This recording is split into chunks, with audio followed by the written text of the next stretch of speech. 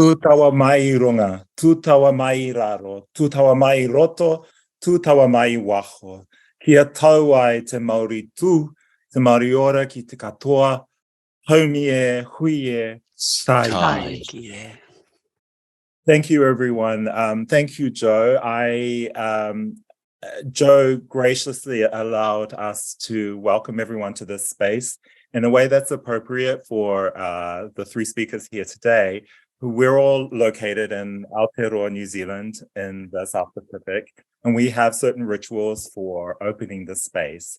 I'm tangata whenua, which means that I'm Indigenous Māori, so I will speak first and introduce myself, and then I'm going to hand it to Willie, who is Tangata Pacifica, or our cousin from the Greater Pacific area, and he will introduce himself, and then we will hand it over to Sarah, who is what we call Tangata Tiriti, so treaty person, someone who has come and is sharing this country and building the nation with us.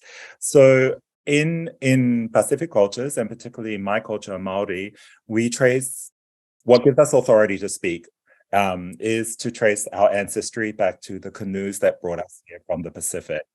So for me, that is Ngā Toki Matawhārua, Aotea, and Takitimu.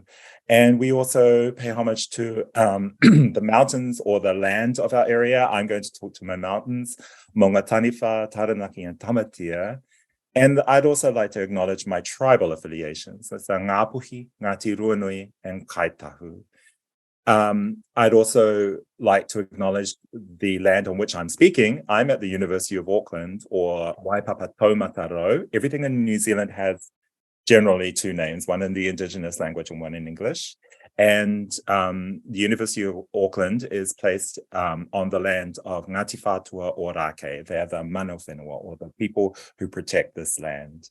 So I greet everyone from this location, and in identifying these connections, declare my Māoriness for sure, but also position myself in this conversation. In terms of professionally, I work in higher music education. I actually coordinate a vocal program at the University of Auckland, to be specific, the classical Western music program.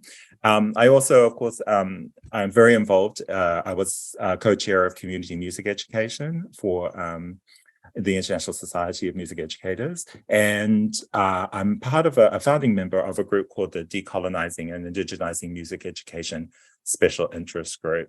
But mostly I teach into the classical Western music traditions, and I produce singers that train in that area. So I'd like to hand over to Willie for our Pacific greeting.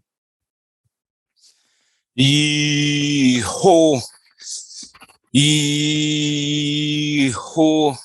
hamamai tau ka tanga e te tupua ke tuku ke songo ki u ta ngani pua pua o koio te hano e iho oio tuio ngā tonga tō kanenua e ngā tamahana mai ia. Pungu dia te ai juonga tonga e ni ka ko te hua i ngā benga tō tō mangu i manu ka tua kai ngongo i ubea utaki mungi ki ke ngongi ua kano tamato ngā sue ngā ia ia io Rogo haka na ada Good morning, everyone. My name is Willie. Originally from Solomon Islands, and I still keep connection to my cultural roots from the island of Mungiki, one of what they call a Polynesian outlier of Solomon Islands of the Pacific. For those of you who are not quite familiar with what outliers are, the Polynesians that basically settled the little islands among the Melanesian region of the Pacific. Ethno coordinator for ETHNO Solomon Islands. But I also work closely with ETHNO New Zealand. Happy to be here and happy to share and listen to other speakers as well. Ngau kia koutou katoa. Sarah. Kia ora Willie, kia ora Tioti. Tēnā koutou katoa. Thanks so much for having us, ETHNO Research. So my name's Sarah McDonald. I am a Pākehā New Zealander, and as Tioti said, tangata tiriti. So my lineage, my ancestors came to this country around about in the 1860s. And they came, if we're talking about waka, like the boats that they came on from the Northern Hemisphere, they came on the Pudsey Dawson and on the Caroline Coventry to the South Island. And we whakapapa back, our lineage is back to the Isle of Skye predominantly. So the last name McDonald, and for some of you on this call, you might know the Isle of Skye and Clan Donald. So that's my tribal affiliation, I guess. So I am an ethno organizer here in Aotearoa, along with Willie, who's on the call with us. We also have Hannah Viscari and Vanya Halcres, Tristan Hancock, Jeremy Hantler, and other people who hopefully will also be on this call, who I carry with today. So Willie and I here representing them. So I'm looking forward to this conversation and go from there. Well, thank you so much, Tioti, Willie and Sarah. We are delighted to have you this morning, your morning, my evening. If you see me on the call doing this, it's because I'm in a place where the lights turn out frequently. There's nothing going wrong where I am. We're so delighted to have you here to talk about the ETHNO Research publications. This is our second event of 3 online events as part of the ETHNO Research dissemination. ETHNO Research was a 4-year international collaborative research project led by Professor Lee Higgins, who's here with us on this call. And the project is made possible through a grant from Margaret A. Cargill Philanthropies as part of a wider programme of development for the ETHNO programme worldwide. We also have people from the ETHNO Research team joining us here. I can see Dave, Roger and others. Give us a wave if you're part of that research team. And Lee, did you give us a wave already? Hi, Maria. Hello. Hello. Yes. Hello to all the friends and Laura and new friends on this call today.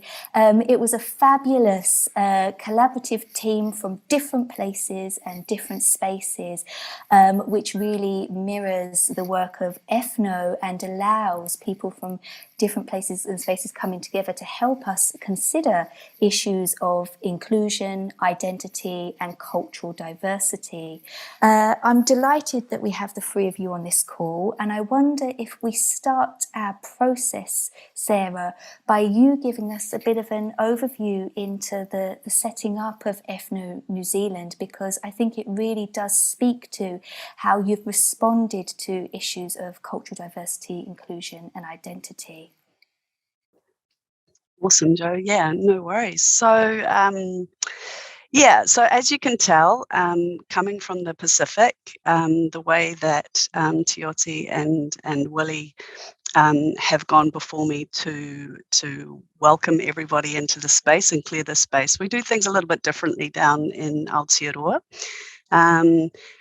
New Zealand is a colonised land, and we're at a really interesting time in our history in Aotearoa, New Zealand. We say Aotearoa, New Zealand quite often, because we are in this kind of process of thinking about what decolonisation might look like.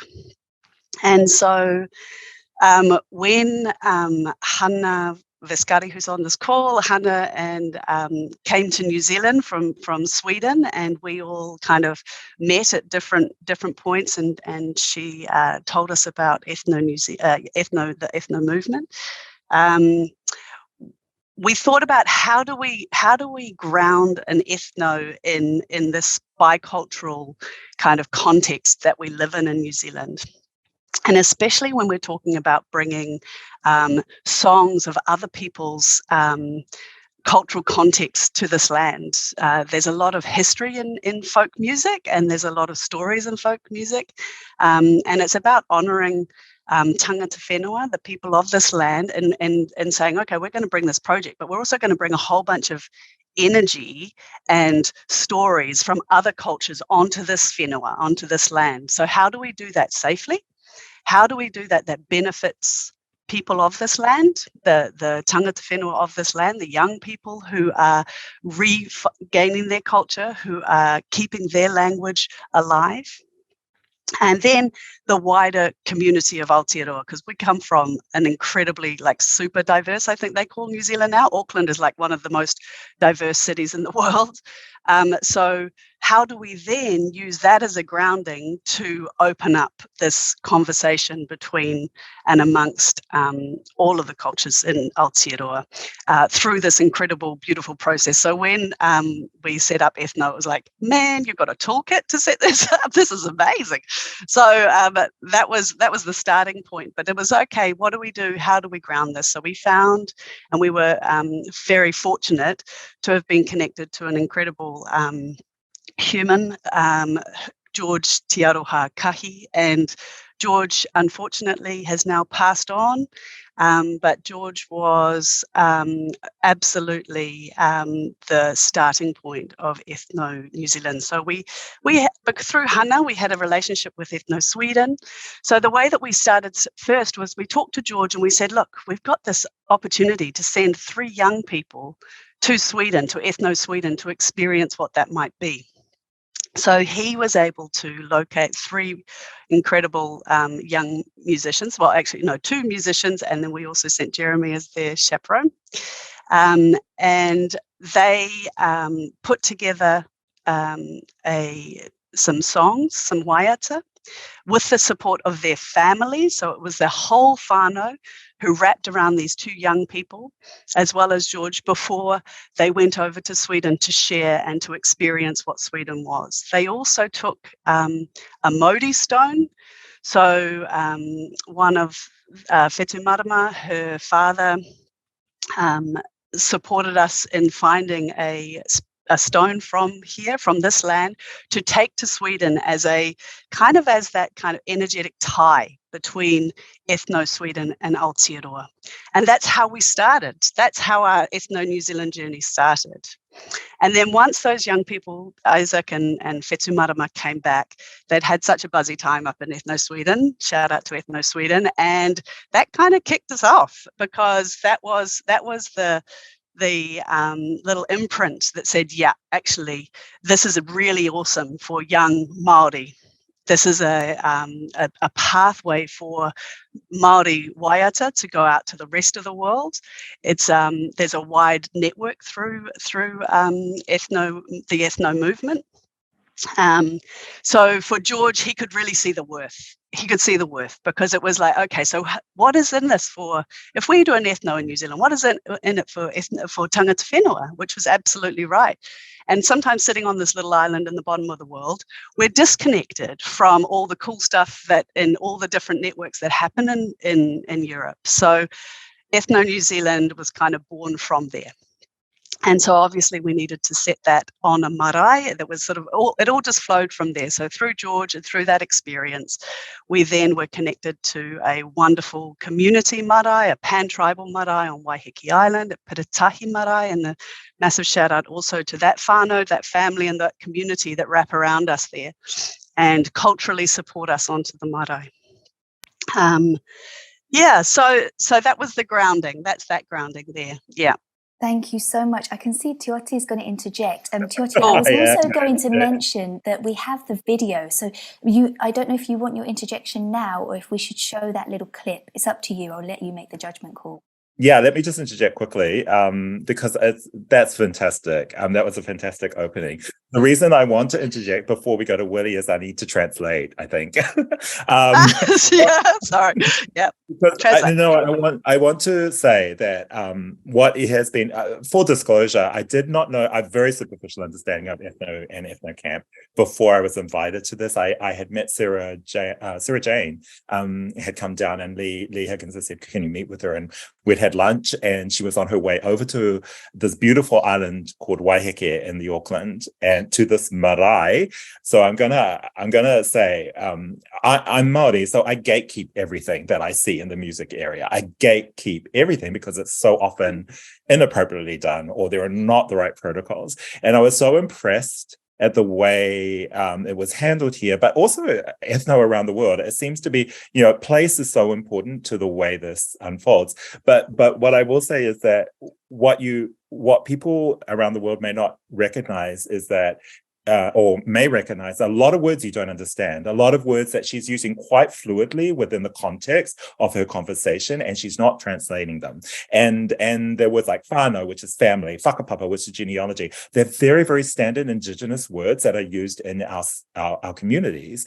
And I think that's really important to understand where we're at in our history, and why ethno, I think, is really an important part of our musical environment and context, is that ontological disparities, like wherever you come from, are all aligned with an ethic, what we call an ethic of restoration, which is our view of decolonization. It's the concept we use, which was pitched by Moana Jackson, who died recently. He was a constitutional lawyer on the Indigenous People's UNESCO chair. Actually, he was the chair, and what that is restoring a balance of appropriate ways of including Indigenous concepts and values, language. It's bringing it into balance with the colonized population and giving it equal value. And so actually, Sarah's just done that brilliantly. I mean, that was really brilliant. It was just like she's talking as comfortably with Indigenous concepts and values and language as I would. And in fact, potentially more, because, my people have been suppressed in this area. So we are working together. So that's really interesting to me. And what was interesting to me about ethno when I first sat down and saw it was that they had all of the right protocols. They had an elder associated with it. It was on what we call kainga or marae, the land of Māori. So there was no way they couldn't have those protocols in place. So all of these discussions were happening in a way that we would really see as equitable, truly equitable, and potentially value-laden with Indigenous values. And that's important to this place. That's really important to this place. And I just wanted to acknowledge that. So Karawe is brilliant.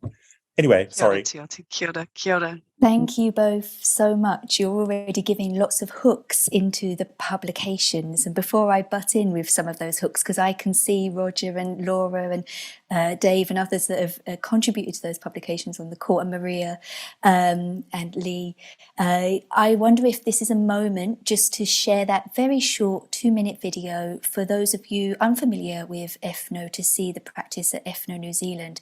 So let's see that video and then we'll return to the conversation. Thank you.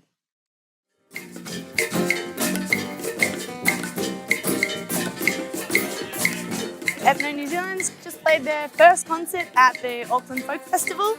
It's an amazing experience to watch a whole group of young people come together to share their music and their culture from all of their different ethnic backgrounds. It's amazing to see over the course of a week an entire group of musicians come together to share some music that they have from their culture and from their heart. It breaks down all kinds of barriers that we as human beings think we might have between each other. Hello, my name is Zosha Herlihy O'Brien. I'm from Auckland, and I love the violin because I like bringing joy to others through my music. Tēnā koutou, ko hikurangi te maunga ko Waipu te awa, ko Ngāti Porou te iwi, ko te amo haere ahau.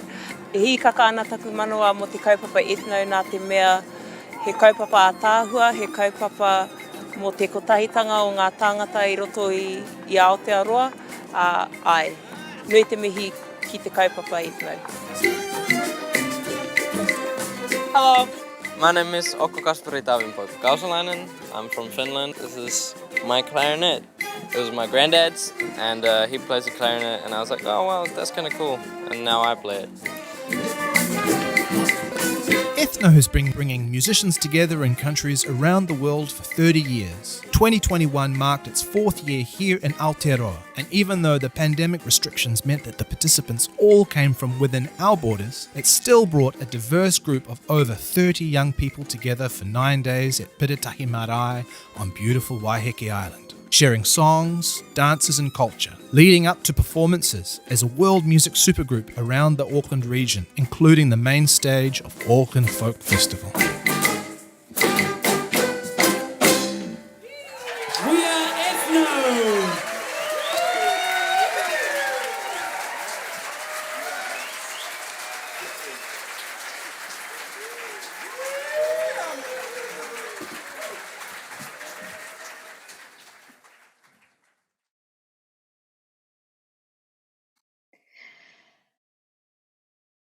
Thank you very much for sharing that video with us, Sarah and Willie. And Willie, fabulous to see you in that video playing and dancing. Looked wonderful.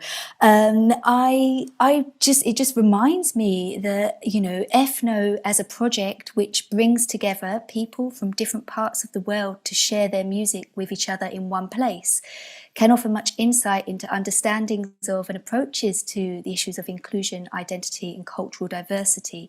And indeed, even on this call already today, Sarah has mentioned the kind of diversity that we might have in a given place. I think you referred to it as a bicultural context. That really resonates with me, being from London, where people are from many different parts of the world living next to each other, first generation or second or third or so on. I just find that very, very interesting. And when we met, so Sarah, Tiotin and Willie and I met last week online and started to have a discussion around these really rich insights in the publications. And Willie, you started to talk about cultural tie. We had a really different experience. I wonder if it's okay if I just momentarily give the audience a kind of glimmer into one of the snippets of the reports as a hook. You can read more of them on the publication. But if I just share my screen one moment, because I'm thinking about this in my European London experience, but Willie, you thought about it very differently. So in the Complexities of Intercultural Music Exchange report, we have Roger Mantai, Laura Risk on the call with us today. They were the authors of this report alongside, I'm forgetting people's first names, Jason Lee, I forgot Manson Curry's first name, Tironi, and De Groot. Please pop them in the chat. One thing that you've raised was this idea of national stereotypes, which really resonated with me. And your report discussed that the concept of ETHNO has evolved from what it was 30 years ago, even though the core value is probably the same. Oh, sorry, I should say this is a quote from an ETHNO member, a participant of the practice, who was reflecting on the name ETHNO, and it raised a really interesting discussion. And I'll read you out what this person has said. So it's quite long, so I'll read it. And then Willie, I'm going to pass over to you for us to talk about cultural tie a little. So this person that took part in the research project and is a participant of ETHNO said that ETHNO as a concept has evolved from what it was 30 years ago, even though the core value is probably the same. But the name just doesn't make sense anymore. It's way too restrictive and it's way too loaded politically. It's sometimes very subtly reinforcing national stereotypes, even though we're all talking about culture and cultural diversity and celebrating that. When it comes to a camp and it's like, this is the German tune, this is the Ugandan tune, it's kind of like you put it into a box again, even though the whole idea was breaking out of those boxes.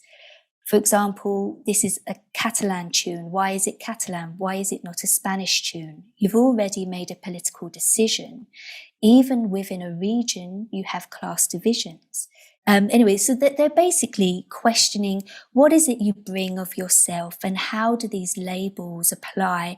And that might be quite difficult for some people from certain contexts and making decisions. And if I do move to the last bit before I pass over to Willie for our general discussion, I raise this because the report beautifully throws ETHNO out as this. ETHNO is a fantastic project that has real capacity to really support us to have these difficult and enriching and enlivening discussions about navigating these intercultural encounters. So here we have the report suggesting that the real value of ETHNO gatherings lies in the ambiguities, the complexities that are navigated in those encounters. So I wanted to pass over to Sarah and Willie and ask about how you navigate those encounters, but also Willie to ask you about how you bring a song, because I said that if I were to go to an ETHNO, I might find it difficult to choose a song from my identity because I'm not sure that I have a really clear national or a particular identity. But you were talking about that as quite a different experience. So how does that work for you in your camp? Thank you, Jo. Yeah, I was sharing the fact that when I first organized ETHNO Solomon Islands, we did not have a lot of international participants apart from an acoustic leader that I brought from Australia. So what we did was bringing the musicians with different cultural backgrounds. So in the context of Solomon Islands, we do have many different ethnic groups. So from the outside, you see us as one country, one people. From the inside, we're quite, I wouldn't say separated, but we're quite diverse. We have different languages. We have about 79 or 80 different languages that we don't understand each other. And so hence the reason why we speak broken English. We speak English Pidgin as a mode of communication. But what happens there is when they came to the first ETHNO, I realized that they not only brought the folk songs, they brought with them some songs that are part of their history, part of part of the culture. So in the Pacific, most Pacific peoples, their history, their stories, their affiliations to the land are all written in their songs and dances. They're not necessarily written in history books. So with that understanding the background, I quickly realized that I had to be very sensitive on how I received the songs they brought in. And second, I really had to ensure that the person who brought that song is culturally tied to that cultural group that the song comes from. Because apart from the history, there are songs in there, the composers of those music,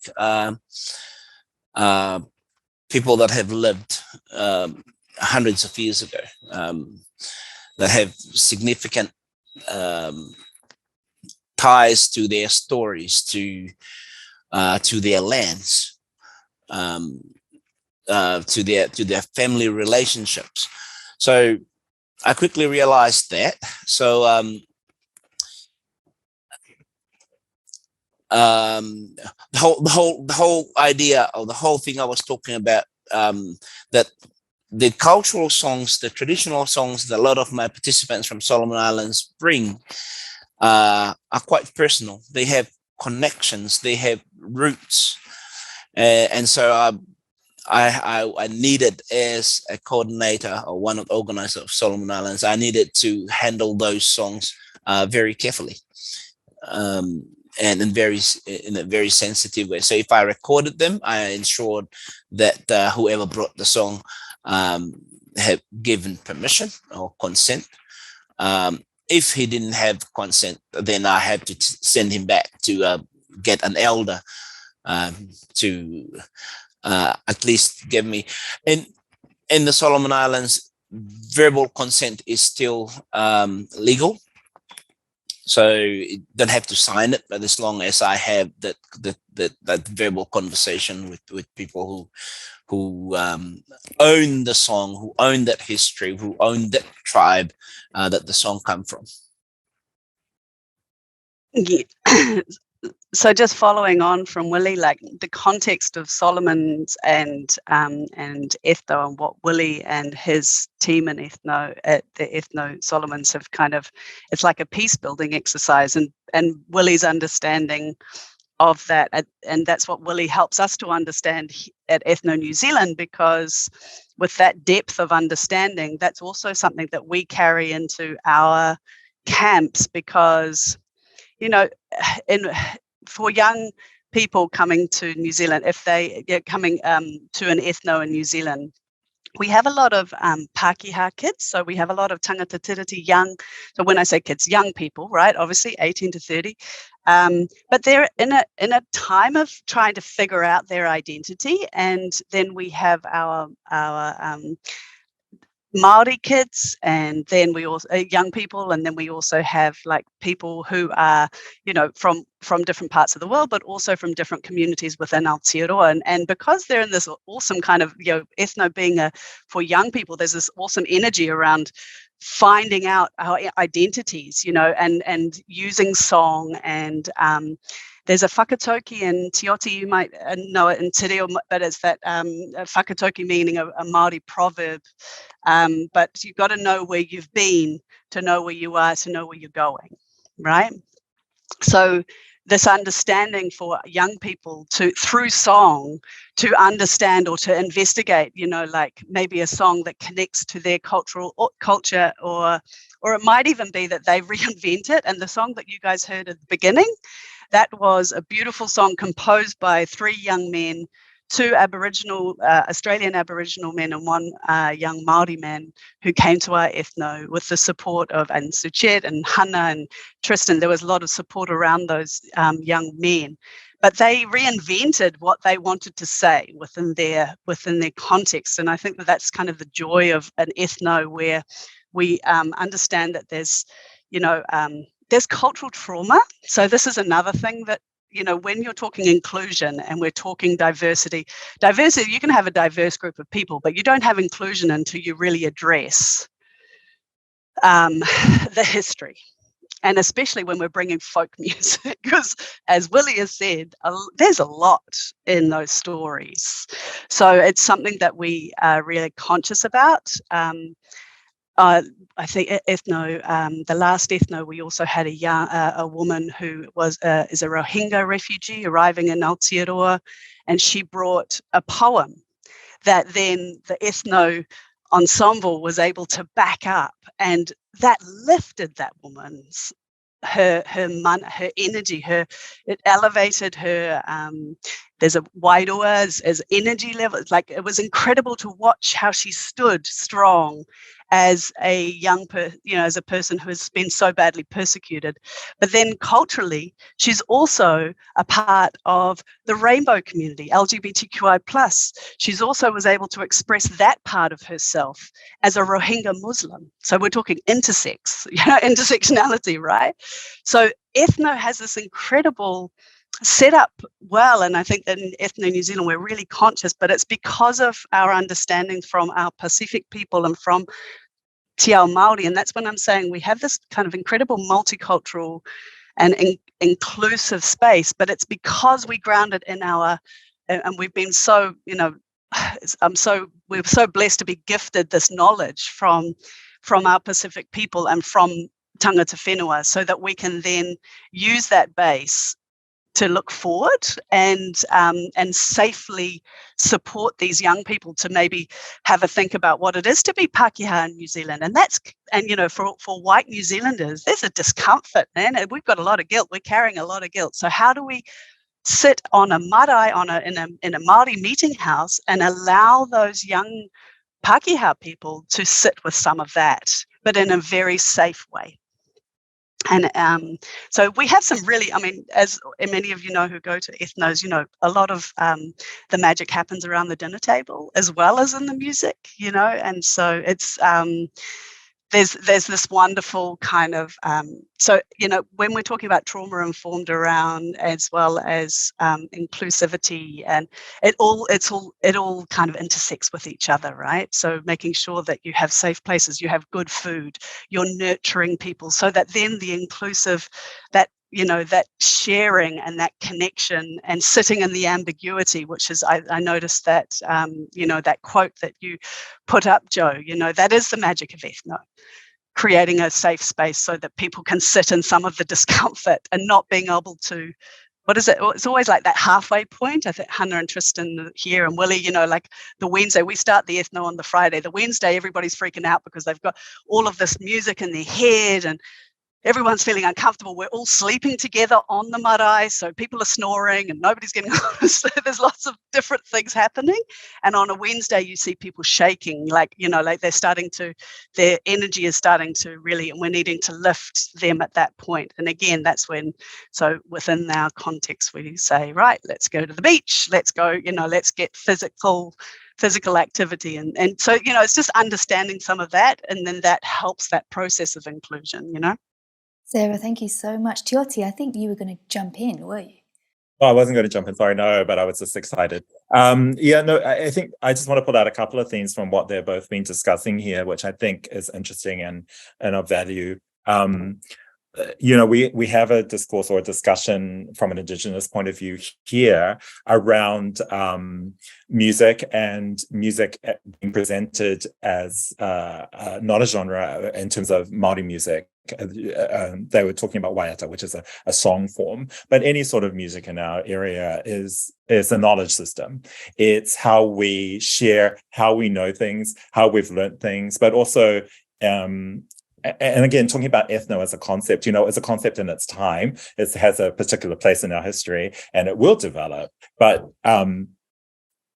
music and knowledge and sharing as a knowledge genre is not just a past thing, it's a present and it will be a future. And so it really relates to expressing yourself and your socio-political context at this time, which I think, again, is what has happened in that piece that the 3 Aboriginal and Māori student put out there. I'm fascinated by all of this. I think it's really interesting. As I mentioned, I'm gatekeeping for sure, but not really, because I think what I'm seeing here, and maybe what I can put from an Indigenous perspective into the placing of ethno here, is that they are very entrenched in the worldview that is not Western, but non-Western, or at least sharing the non-Western worldview. Everything is sort of taking place in a space where there are other epistemologies at work, another way of being, so ontologically thinking, you know, you can see them all at play. And that's really interesting to me, because when it comes to collaboration,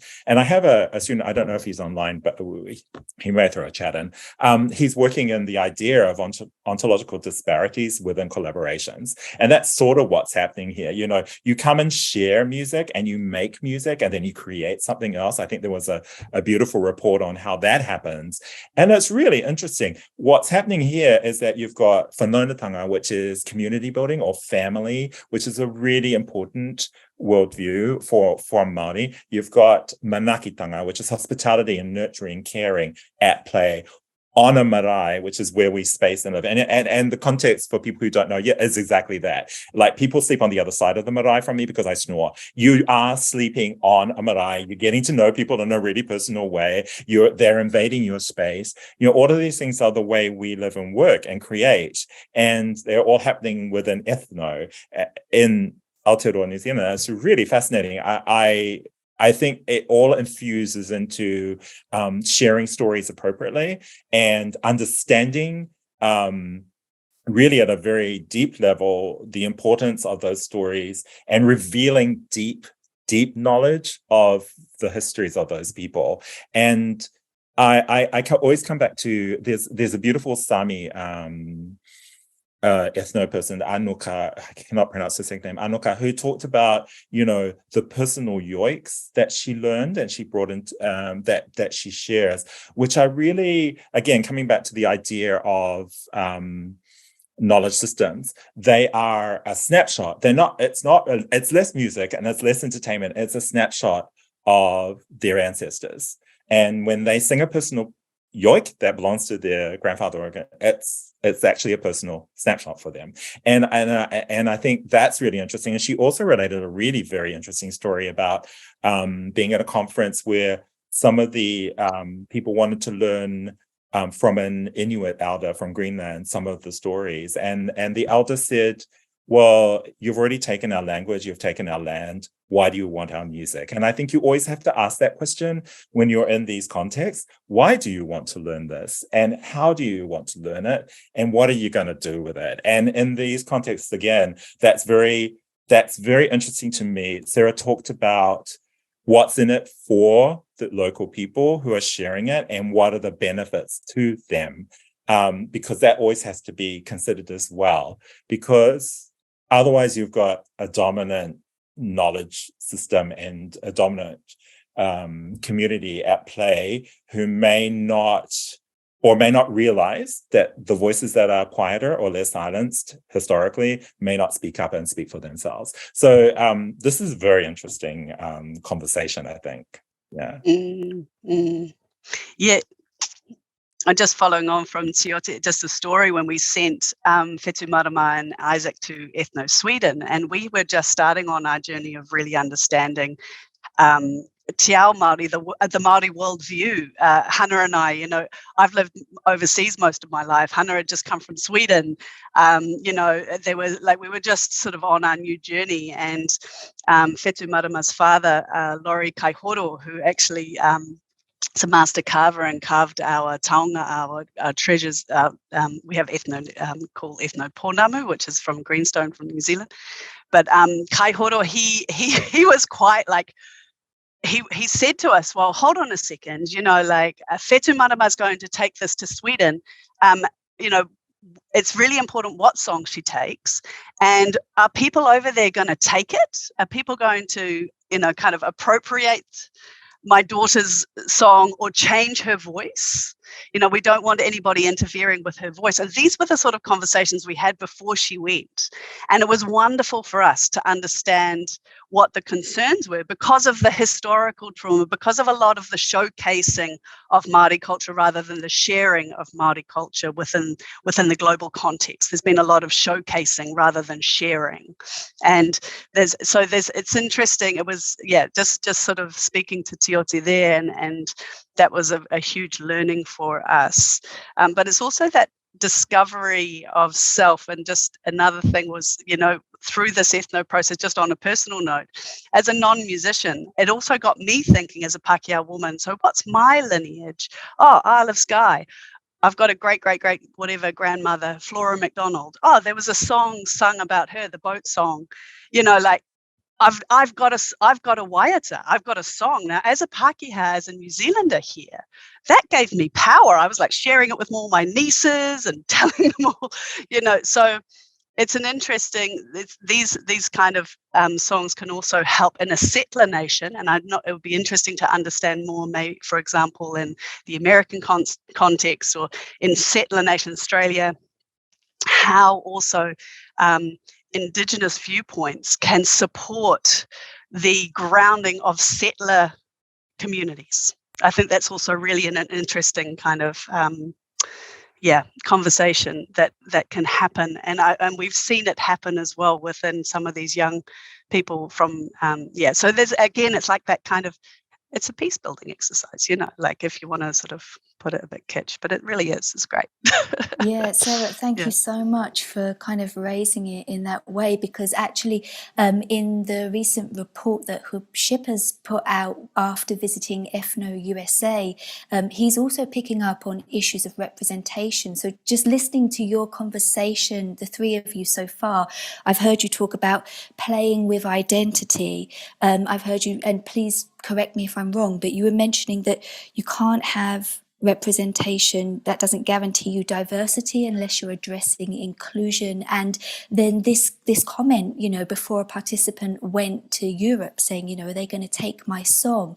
If you allow me just a moment, I know we're going to open out to a group conversation, and if anybody on the call has questions or wants to interject, particularly from your ETHNO experience, either at a gathering or research, you can.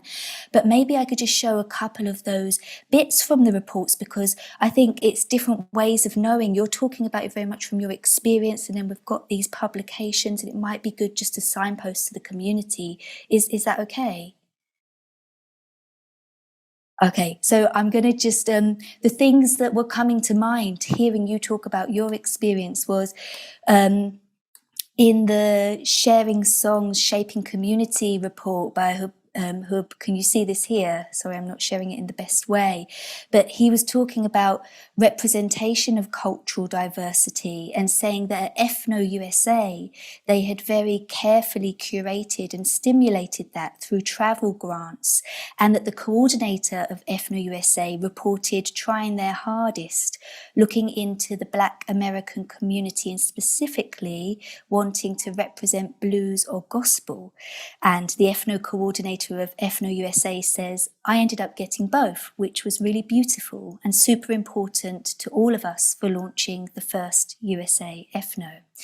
And this is in line with the wishes of JMI, that they wanted to ensure sufficient Indigenous representation. Now, this is interesting in how we're framing this, and I think ETHNO's really bringing, in a practical sense, these issues to the fore, as our first report offered by Roger, Laura, and the rest is identifying. We've got here, again, just to show, and for those of you unfamiliar, we can send you the links after, discussions about playing with identity. Again, this is in the complexities of the Intercultural Music Exchange report, where they say that at ETHNO gatherings, participants may play with their own sense of identity and belonging by choosing how to represent themselves through nationally identified music, and temporarily adopting through musical performance the otherness of others. One interviewee described feeling like an actor when playing the music from these other countries, as if they were this character that moves with the music and culture, but they are still themselves. And then finally, it made me think about inauthenticity. Again, this is from the ETHNO USA report by Hub Shippers, where they're talking about inauthenticity as potentially being a strategic way to go into a space and play with identity.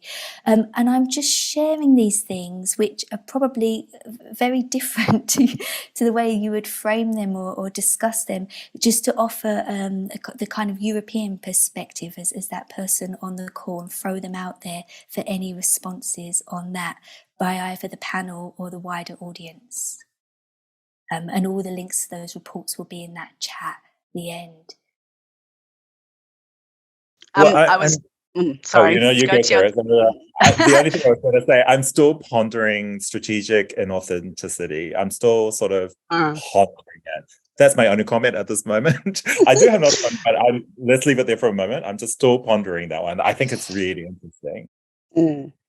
I think I'm just pondering, as the person who tries to get funding for this. I'm just pondering the fact that is offering, you in terms of equity and being able, I'm just pondering that first that first section of being able to sponsor people and offer those pathways, and you need money for that. That's what I'm pondering. Sorry, it's probably a little bit off topic, but in order to create these kind of spaces, you also need the financial backing to be able to create equity. And I was thinking also on that first slide, Sarah, I was thinking, because I sit on Creative New Zealand and a few other quite big funding bodies here that would be funding ETHNO, actually, now that I think about it. But I was wondering who makes the choice as to who is included in these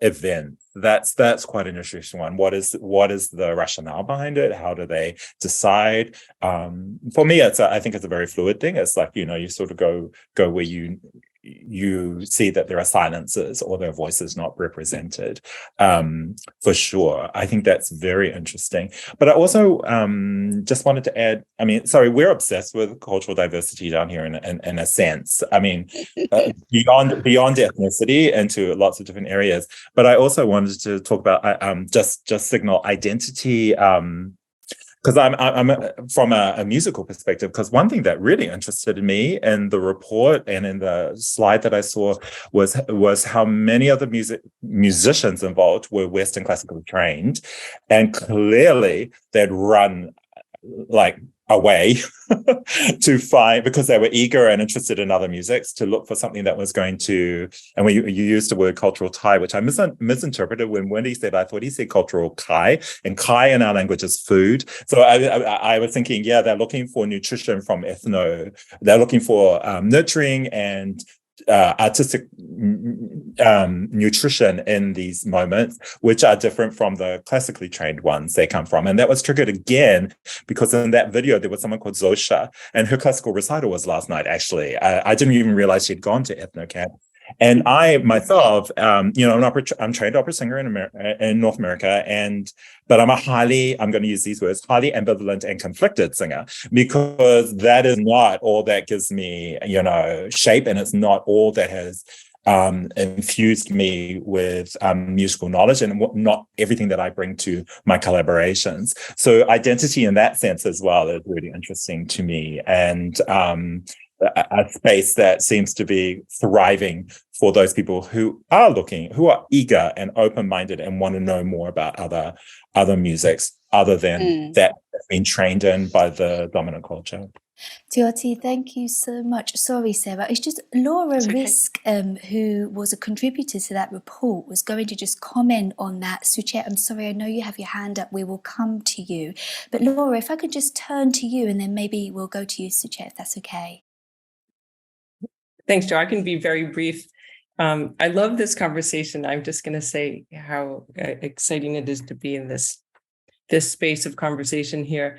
And it's good to see a few faces on the call that I've talked to over the process of the ETHNO research.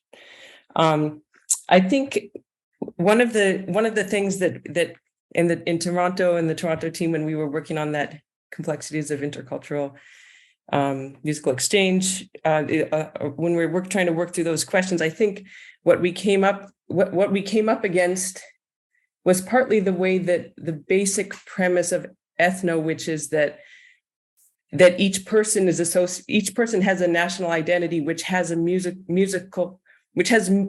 associated with it, and that person will bring music to ethno based on their national identity. That sometimes that lines up neatly, and often it doesn't. And even at times when we think it might line up neatly, like Teoti speaking about Maori musicians who are studying Western classical music, and these questions of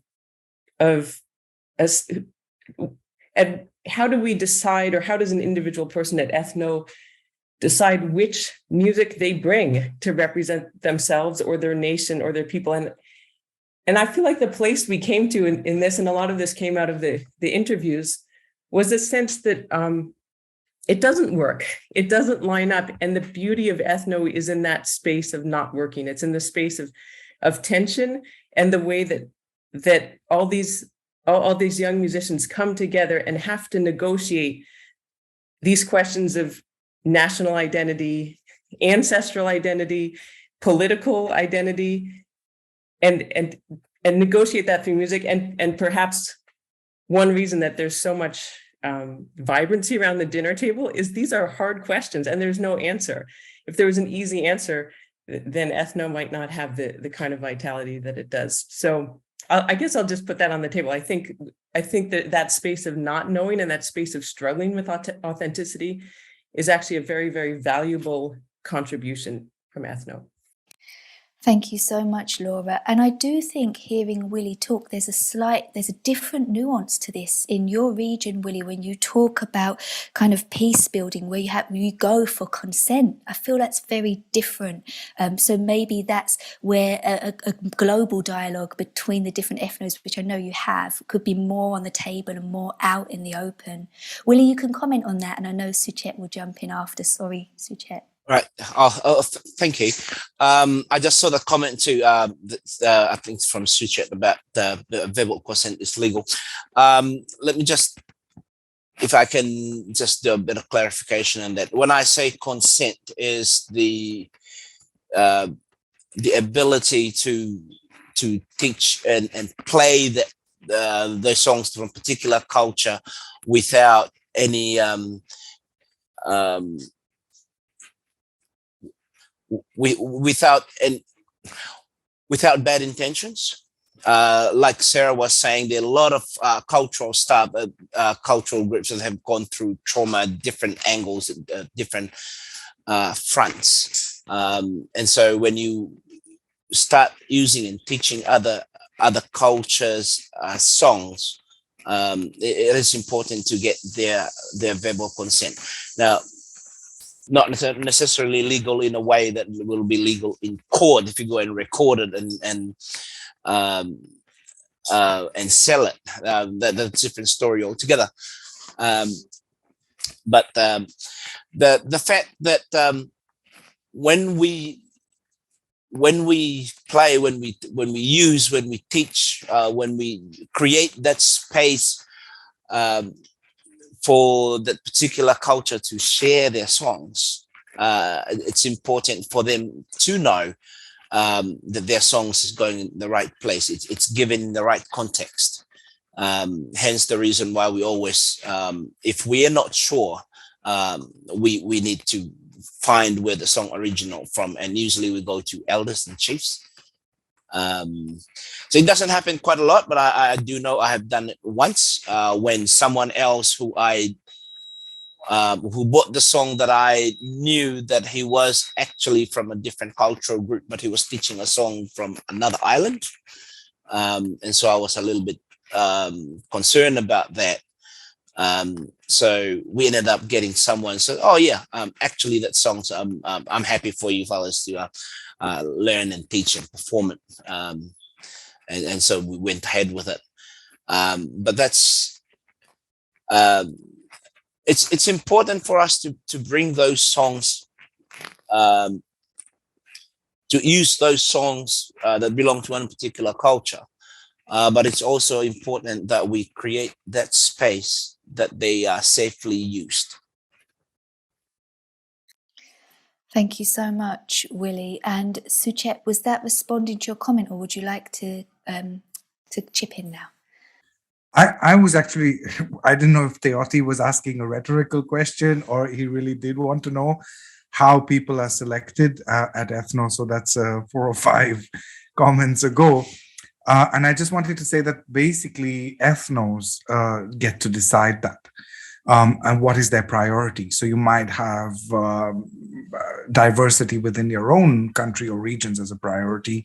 You might want a certain number of international people. You might want, it's rare, but there's at least one ethno that looks for musical level in its participants, though that is not usual.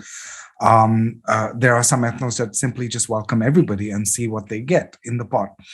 And the way that I look at it is, Theo, you used the word in that same conversation, you used the word fluid. And I think that's what makes ethno so rich and so dynamic, that there is always this dialogue or conversation happening around these topics. And one of them is what I've just put in the chat, the different pillars of ethno. This is what is generally agreed by the present worldwide community of ethno organizers as constituting elements that are present at every ethno. So there is traditional music, world music, folk music. These are also terms that can overlap. There is the presence of more than one culture. It is definitely for young people, 30 years and below. The teaching is peer-to-peer, which is supported by mentoring. The learning is predominantly by ear, even if people have trained in classical music of different kinds. And then the ethno concerts and performances are an important output. And then the whole international collaboration, which we're seeing here as well, is a crucial part as well of the structure or scaffolding that frames ethno. Suchet, thank you so much. Sorry, Sarah, I think you were going to respond, but we also had a response, I think, from Dave Camlin, who was the author alongside Helena Rees to the Ethno Organisers report. So I don't know how you two want to play it, both fabulous people who... Go, Dave, go. Thank you. And firstly, thank you everybody for such a rich discussion. It feels like a real privilege to be part of it and to hear the great things that people are talking about. I'm sitting here reflecting on whether it's useful to make a distinction between social identities and biographical identities. By which I mean, so if a social identity is something that we perform with the people that we know, so a social identity is based on our social networks, the people that we know. And music, is at the heart of that. The icebreaker effect and all of those things. So the reason that music speaks to the performance of social identity is because it facilitates that kind of social identity. But biographical identities are quite a different thing. I think the whole question of national identity might be a red herring in relation to music making, because it's an assumption that national identity is the de facto highest level biographical identity that people can have, or equally that it's the most important identity that people can have. And it's a biographical identity is simply a means of identifying yourself, but with people that you don't necessarily know. I can think of myself as a citizen of the UK, but I'm never going to know everybody in the UK, but I can still imagine some kind of connection, however tenuous, because we all, share the same passport or whatever. But those biographical identities are much more fluid, and we can inhabit them through active imagination, really. The thing that really excited me about the ethno organisers research that we did, the research with ethno organisers, was when ethno organisers started talking about the way that the kinds of identities that seem to be being performed at ethnos were actually ways of performing none of the identities that people had brought with them, but actually ways of performing identities that were above all of those. So in that sense of ethno creating a space where people can begin to imagine what it means to be a global citizen, not necessarily a cosmopolitan and somebody with lots of privilege that's able to just use the earth as their playing ground, but as somebody who's connected with the earth, with the land through other people's connection, but that is grounded in a biographical identity about who you are and where you come from. I think there's lots of richness in how people negotiate and navigate these different identities, and it's certainly turned my thinking. A lot of the things I'm really interested in now, I think, have been really shaped by some of the things that came out of those initial conversations. But realizing actually that's what's going on here. I kind of agree with Teoti maybe that there's something. When is adopting a character appropriating a character? What's the line between adopting and appropriating? Whereas I think if there's a sense of creating new identities that transcend existing biographical identities, then that for me is something really exciting and really promising for how we as a species move through the next, at least the next 30 years, or face the existential threats that we face. Thank you so much for that, Dave. Sarah, Willie and Teoti, I'll let you respond, but just to mention in the chat, to say thank you to Joy, who's saying that comment is reminding them of Crook and others, and their idea of crystal capital, and that they use the term crystal to acknowledge the multiplicity of one's identity, which consists of different experiences and characteristics that interact and coexist simultaneously. Wow, I feel like this is a lot to take away and reflect on and do on. Tiote, I can see you're unmuted. We're heading close to the end, so just to flag to the group, if they've got questions, pop them in the chat so we can address. But I do want to give you a bit more speaking space, Tiote, Sarah, and Willie. Look, I just want to say something very quickly. First of all, thank you, Dave. I'm always amazed at where you take us. It's gone way somewhere I wasn't expecting. But I think really in line with a lot of the discussions on collaboration, transdisciplinarity, you've brought it into a cultural space, which I think is fascinating, actually, which is not somewhere I really work that often in terms of considering how these things come together and make something new. But essentially in ethno, that's what's happening, isn't it? I mean, it's wonderful, the collaborations in music and sharing. I think what I will touch on briefly is the idea of incommensurability and commensurability, which is really from translation studies. And I'm just thinking what triggered that for me in our discussion today, we've sort of had it come up just with Willie just clarifying what consent means. You know, that's really important that we understand what these terms mean in our place, in our location, and even social identity and biographical identity, you know, just knowing specifically what it means here, to be clear, because again, coming back to something that we haven't unpacked and we won't unpack at this moment because it's too, but something that I've been pondering is music a universal language. And, you know, when I think of it as a knowledge system, it's not even a dialect, really. I think, and I'm going to think more and more and more about that, but the idea that some things just don't translate across lines, and then that includes musical languages, is really interesting. But that's also the joy of sharing in the moment with people who are sort of entrenched in that tradition. I think it's really interesting. And I think the value is that it is not a universal language. But anyway, that's all I had to say. Sorry. I'll hand over to Sarah.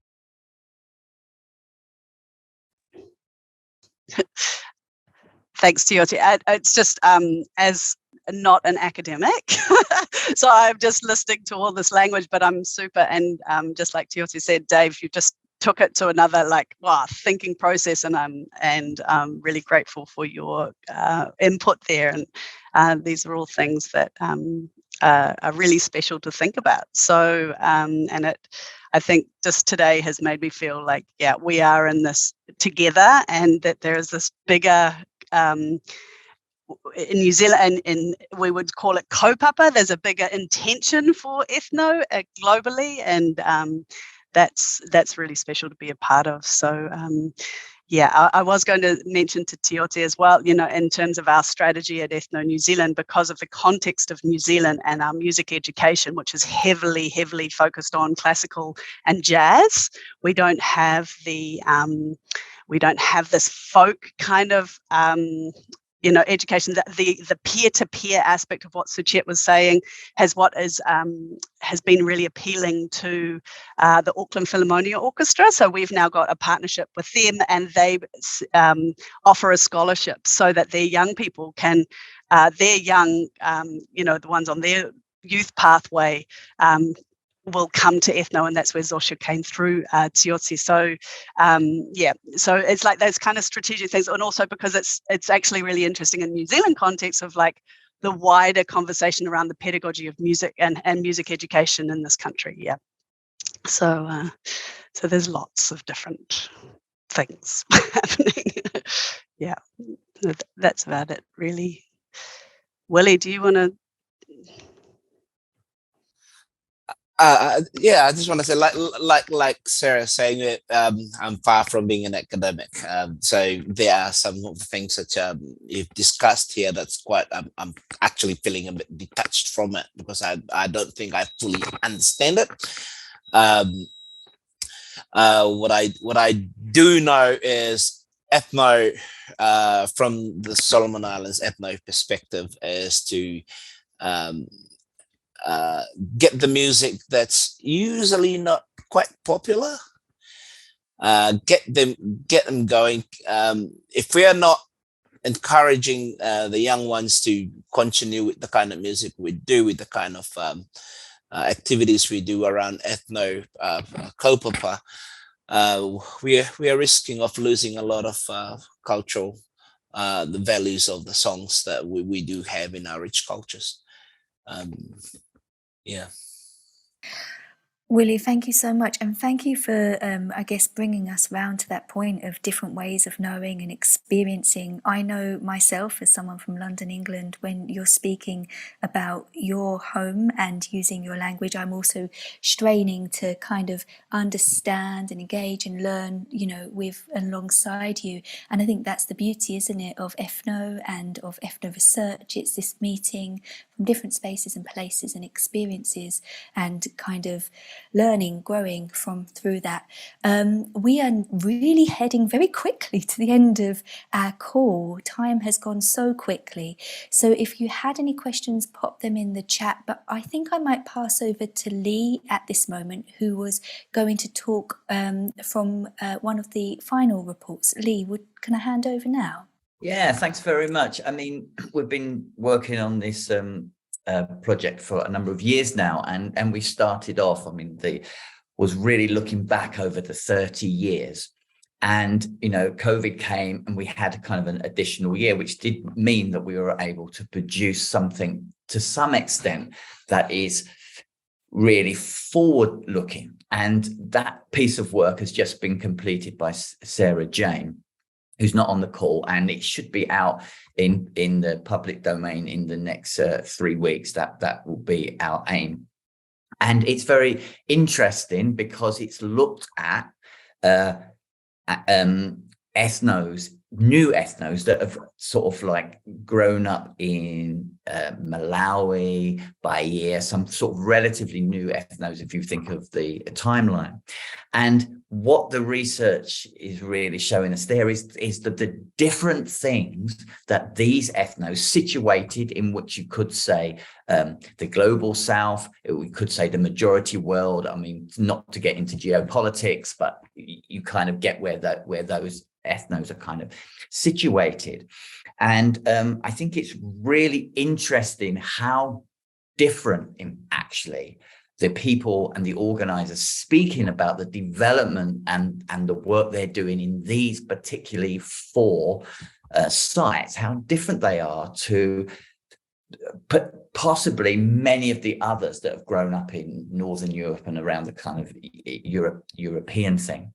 And it's really exciting to see the different emphasis that are being put. And I bring that up in this space because during our research across, you know, these 30 years, one of the things that I think I can say quite confidently is that the work done down in New Zealand, what we're talking about now, is really sophisticated, and it's really thoughtful in specific ways, really is bringing something to the ethno community that I know many people that I have spoken to over the years have really, I don't know, acknowledged as being something different and exciting. So I wanted to say that in that space, there's something happening. There's something happening there.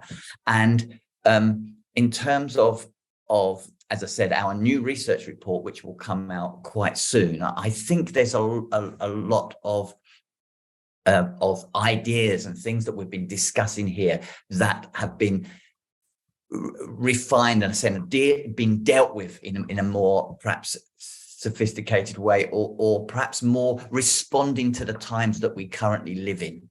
And I think that's what's exciting about those ethnos, and I hope that those ethnos will, you know, through our work and maybe through, you know, getting people to have these conversations, will infiltrate the larger community, because it is a project of context and it is a project of time, and we live in different times now than it was 30 years ago, right? We live in different times now than it was 3 years ago, 4 years ago. And I think in that sense, this program, and I've heard the word kind of peace building a few times now, and that in itself could do with the discussion. But nevertheless, I think that it has the opportunity to really contribute to wider discussions. And I'm really glad, it's really nice to have Tioti here and Dave and Laura, and who have been speaking and placing this project in the larger discourse.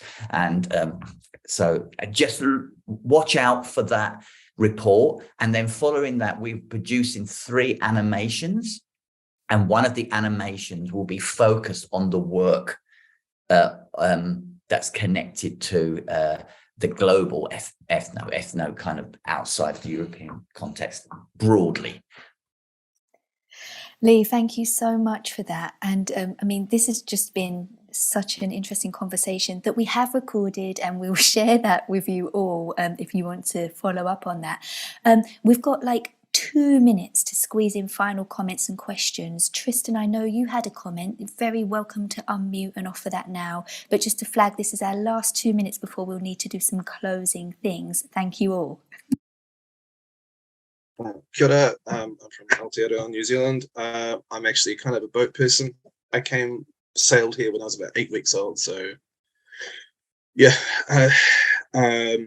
But one of the comment that I have is this idea of framing in New Zealand. I think one of the really amazing things is when we're meeting people from ethnos around, particularly in the Northern Hemisphere, there's a very definite sense of this is the dominant culture and we're celebrating this. It gets very complicated on this side of the planet if you start to try to do that as someone who is not from here. And there's often, I think, consistently, without getting into specifics, a lot of Pākehā or people who are tangata tiriti who've come from European backgrounds have this long history. And there's I constantly, if people haven't got a connection to that, there's a sense of grief when they realize that they have lost this connection to their whakapapa.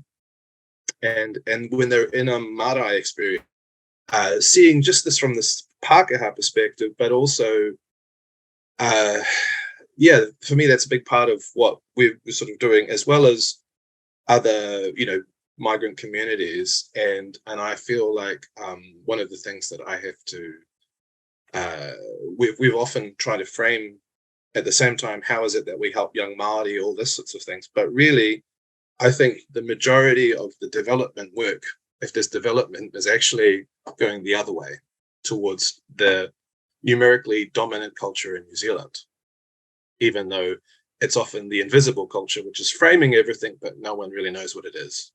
It's very different from, say, for example, talking about, folk music anywhere else. And so in a way, I feel like New Zealand's in a weird space where this idea of what does folk music mean in New Zealand, because who are the folk, who are the, and how does this work? And I really want to talk about Taonga Poro and about how it was suppressed and all this sort of stuff, but I'll leave that to some other time. But cool.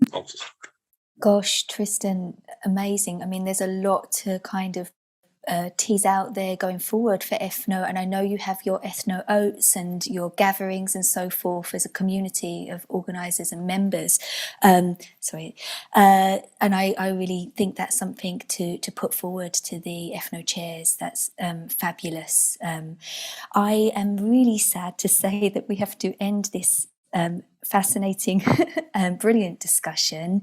Thank you all so much for joining. I'm going to pass to Tioti for our final close of the call, but just to say that you can get the publications we've discussed. They're all in neat PDFs on the ETHNO Research website. As Lee said, there'll be some animations coming. ETHNO Research has really been trying to think about diverse ways of engaging and discussing together, diverse formats for different ways of knowing, and it's a challenge, isn't it?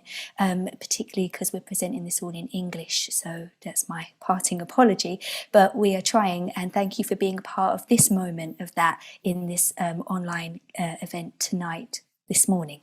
Tioti, I'll pass to you, it's very late.